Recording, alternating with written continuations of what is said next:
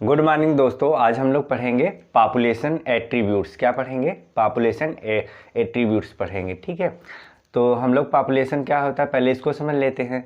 तो पॉपुलेशन क्या होता है? एक ग्रुप होता है सेम स्पीसीज़ का, किसी भी डिफाइंड जियोग्राफिकल एरिया में। डिफाइंड जियोग्राफिकल एरिया का मतलब होता है, जैसे मैं भारत की बात करूं तो भारत का एक निश्चित क्या है एरिया है। उत्तर प्रदेश की बात करूं तो मैप में आप देखेंगे उत्तर प्रदेश का भी क्या है एक निश्चित एरिया है, तो इसको बोलते हैं डिफाइंड जियोग्राफिकल एरिया।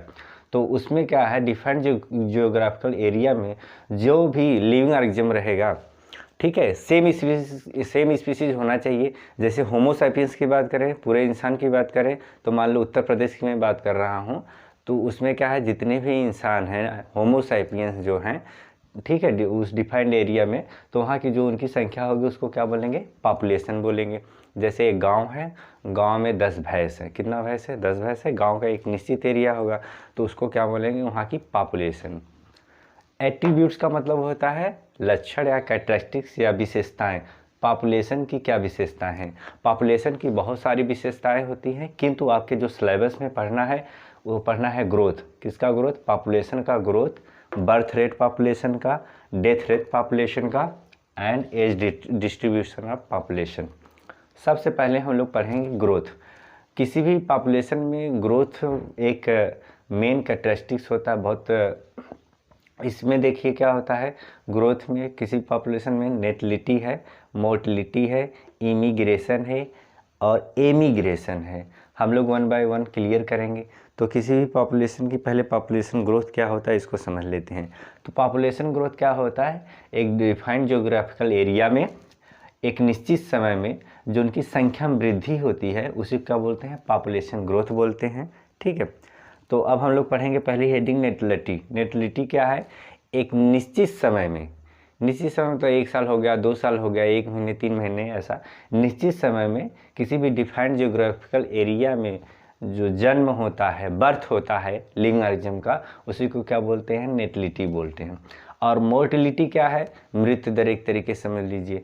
उस डिफाइंड जियोग्राफिकल एरिया में के एक निश्चित टाइम पीरियड में जो डेथ होती है उसी को क्या बोलते हैं? मोर्टिलिटी। नेटलिटी जो है अगर ज़्यादा होगी, आई मीन बर्थ ज़्यादा होगा निश्चित टाइम में, 1 साल में जैसे बात करते हैं, तो वहाँ की पॉपुलेशन क्या करेगी? ग्रो करेगी। मोर्टिलिटी अगर ज़्यादा होगी पॉपुलेशन घटेगी, अगर कम होगी तो बढ़ेगी। इमिग्रेशन और एमिग्रेशन को समझते हैं। जैसे मान लीजिए कोई यहाँ से क्या कहाँ जा रहा है? मुंबई जा रहा है, तो यहाँ से मुंबई जा रहा है तो यहाँ से क्या कर रहा है? एमिग्रेशन कर रहा है। और मुंबई में जा रहा है तो मुंबई में क्या हो रहा है? उसका इमिग्रेशन हो रहा है। तो मुंबई में इमिग्रेशन होने की वजह से वहाँ की जो पॉपुलेशन होगी क्या होगी? ग्रो करेगी। और गाँव से गया है तो इसलिए यहाँ पे क्या हो जाएगा? एमिग्रेशन। तो यहाँ से जाने के में क्या होगा? संख्या है कि पॉपुलेशन होमो सैपियंस की क्या हो जाएगी? घट जाएगी। एग्जाम्पल के तौर पे समझ सकते हैं, गर्मियों में क्या होता है? गांव में जनरली लोग ज़्यादा आते हैं, शहरों से आते हैं, तो शहर से आते हैं, शहर में क्या हो गया? इमिग्रेशन, वहाँ से निकल दिए और गांव में आ गए तो गांव में क्या हो गया? इमिग्रेशन हो गया। तो उस समय गर्मियों में जनरली गांव में जो पॉपुलेशन होती है होमो सैपियंस की, हम लोग को बायोलॉजी की दुनिया में होमो सैपियंस बोला जाता है। गर्मियों के समय में गाँव में होमो सैपियंस की जो पॉपुलेशन होती है बढ़ जाती है। क्यों बढ़ जाती है? इमिग्रेशन के कारण। शहरों में संख्या थोड़ा घट जाती है। क्यों घट जाती है? एमिग्रेशन। एमिग्रेशन और इमिग्रेशन, ये हो गया। एक चित्र में अब हम लोग आपको दिखाते हैं। इस चित्र में देखिए यहाँ पे इमिग्रेशन और एमिग्रेशन दोनों है। तो जहाँ से बर्ड जो है, बर्ड एक तरफ से उड़ के देखिए दूसरे हैबिटेट दूसरे प्लेस पे आ रही है, ठीक है, तो दूसरे प्लेस पे आ रही है, वहाँ पे इमिग्रेशन हो रहा है। और जहाँ से आ रही है वहाँ एमिग्रेशन हो रहा है। क्या हो रहा है? वहाँ पे एमिग्रेशन हो रहा है। वहाँ पे संख्या जो बर्ड की होगी क्या करेगी? डिक्रीज करेगी। और जहाँ इमिग्रेशन हो रहा है वहाँ पे संख्या बढ़ जाएगी। जैसे एग्जाम्पल के तौर पर एक जनरल ऐसे समझ लेते हैं, मान लीजिए आपके घर में शादी पड़ी है, और शादी जब पड़ी है, शादी तो कुछ टाइम मान लीजिए 10 अक्टूबर को है, आपके यहाँ आदमी 5 अक्टूबर से आने लगे, तो 10 अक्टूबर जाते जाते आपके यहाँ बहुत सारे लोग आ जाएंगे। तो बहुत सारे लोग आ गए, आपके यहाँ क्या हो गया? इमिग्रेशन हो गया। अर्थात जो होमो सैपियंस था, अब ऐसा तो है नहीं कि शादी पड़ी गाय भैंस बकरी आएगी, आएंगे सब रिलेटिव आते हैं तो होमो सैपियंस रहते हैं, इंसान रहेंगे तो होमो सैपियंस बायोलॉजी में कहते हैं। तो आपके यहाँ जो होमो सैपियंस की जो पॉपुलेशन है क्या हो जाएगी? 10 अक्टूबर तक बढ़ जाएगी। क्यों? क्योंकि आपके यहाँ क्या हुआ, इमिग्रेशन हो गया। और जो अपने अपने घर से जो लोग आए हैं, कहीं कहीं उनके घर 2 आदमी 3 आदमी बचेंगे, तो वहाँ पे संख्या बढ़ जा रही। क्यों बढ़ गई? सॉरी, घट जाएगी वहाँ पे संख्या, क्योंकि वहाँ पे इमिग्रेशन हुआ, अर्थात वहाँ के लोग कहीं और चले गए। क्यों चलेंगे? कुछ कारणों की वजह से गए। तो ऐसे जानवरों में भी होता है, जैसे चिड़ियाँ इमिग्रेशन करती हैं, इमिग्रेशन करेंगी और जहाँ चली जाती हैं इमिग्रेशन। तो ये क्यों करती हैं? क्योंकि वहाँ पे जब क्लाइमेट उनको रहने के लिए काफ़ी फेवरेबल नहीं होता, तो काफ़ी दूर दूर से क्या करती हैं, माइग्रेट कर जाती हैं। एक स्थान से दूसरे स्थान को जाने को क्या बोलते हैं? माइग्रेशन बोलते हैं। ठीक है, तो ये हो गया ग्रोथ में कितना हेडिंग आपके एनसीईआरटी में, मतलब आपके सिलेबस में जो पढ़ना है इस ईयर, नेटलिटी, मोर्टेलिटी, इमिग्रेशन और एमिग्रेशन। नेटलिटी क्या होता है? एक निश्चित टाइम पीरियड में जो बर्थ होता है उसी को क्या बोलते हैं? नेटलिटी। अगर बर्थ ज़्यादा होगा तो ग्रोथ, पॉपुलेशन ग्रो वहाँ ज़्यादा करेगी, कम होगा तो कम करेगी। मोर्टेलिटी क्या होता है? डेथ। निश्चित जियोग्राफिकल एरिया में, डिफाइंड जियोग्राफिकल एरिया में जो मृत्यु होती है उसी को क्या बोलते हैं? मोर्टेलिटी। एक निश्चित टाइम में होना चाहिए। ठीक है, और इमिग्रेशन और एमिग्रेशन क्या है? इमिग्रेशन कहीं से आते हैं जब, तो वहाँ जहाँ जाते हैं वहाँ इमिग्रेशन, और जहाँ से आ रहे हैं वहाँ पे एमिग्रेशन। एमिग्रेशन होने की वजह से संख्या घट जाएगी, और इमिग्रेशन होने की वजह से पॉपुलेशन की जो ग्रोथ है क्या हो जाएगी? बढ़ जाएगी। जैसे यहाँ पे चित्र में देखिए बहुत सारे लोग जा रहे हैं, तो जहाँ जा रहे होंगे, मान लीजिए मुंबई जा रहे हैं, तो मुंबई में इमिग्रेशन ये लोग कर रहे हैं, तो वहाँ की संख्या क्या होगी? वहाँ पॉपुलेशन ग्रो करेगा। जैसे भी शहरों में क्या हो रहा है, गाँव के लोग शहर में ज़्यादा जा रहे हैं, ज़्यादा जाने की वजह से शहर की जो पॉपुलेशन है बढ़ जा रही है। बर्थ रेट को पढ़ने से पहले हम लोग पढ़ेंगे एक्सपोनेंशियल ग्रोथ। एक्सपोनेंशियल ग्रोथ में क्या होता है? जो शेल्टर और फूड होता है लिविंग रीजन के लिए बहुत ज़्यादा मात्रा में क्या होता है? अवेलेबल रहता है, अबाउंडेंट अमाउंट रहता है उसका, तो रहने के लिए और खाने के लिए कोई दिक्कत नहीं होता। इसलिए क्या होता है, जैसे कि ग्राफ आपको एनसीईआरटी में से मिल जाएगा,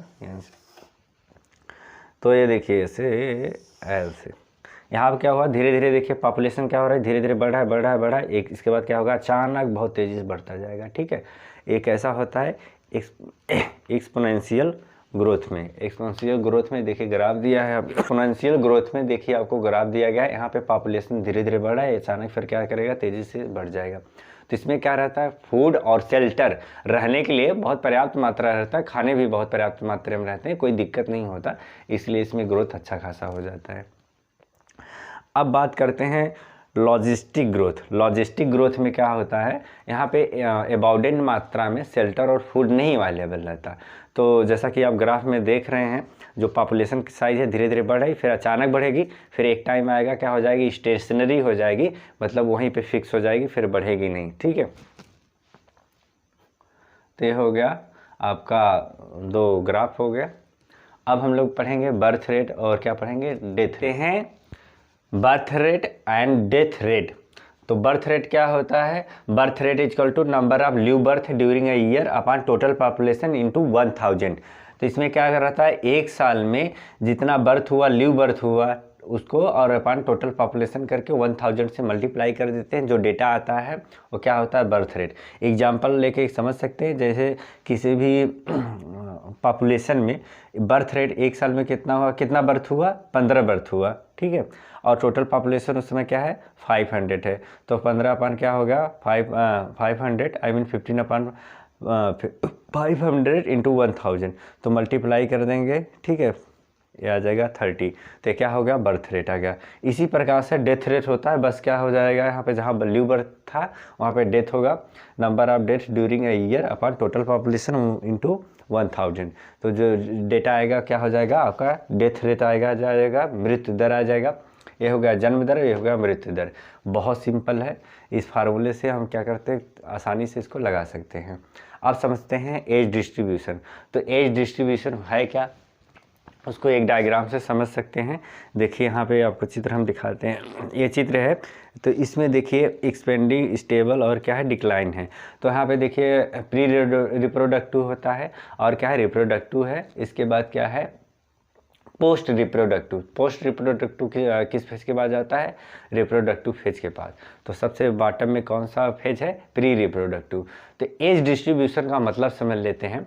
जैसे एक गांव हो गया, गांव में क्या है, मान लीजिए 100 बच्चे हैं, वो जो उनकी एज है 15 साल तक, मान लीजिए 1 से लेके 15 साल तक हो गए।